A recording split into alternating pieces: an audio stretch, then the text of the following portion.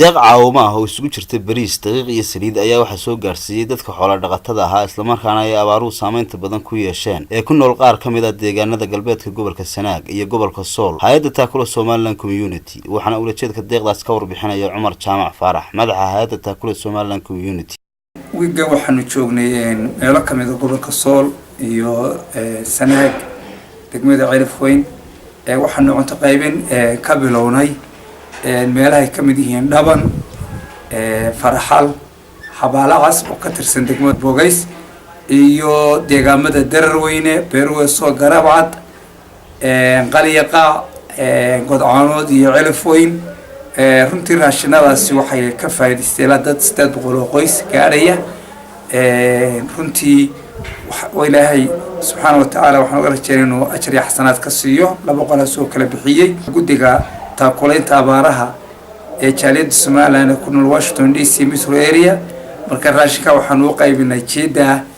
gobolada Sool oo 3 meelooda Dararweyne iyo Beerweeso ku gaarsiinay inta kale Garabcad iyo Qaliyaqa iyo Ceelafweyn iyo Godcaanoodna hay'adda Muslimin baa lahayd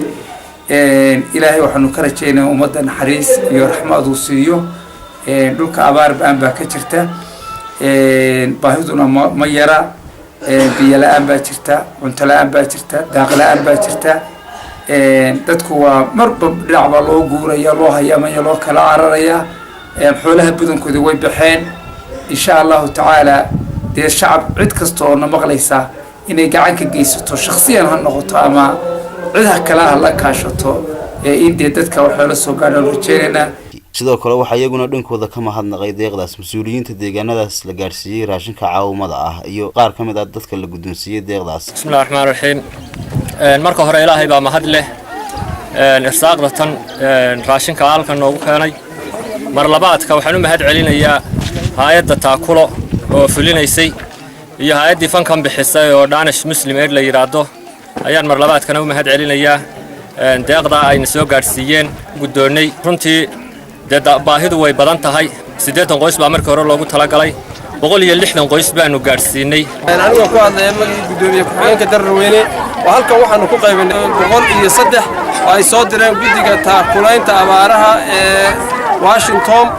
aad iyo aad baan ugu mahadnaqaynaa hay'adda Taakula oo soo gaarsiisay 150 qoys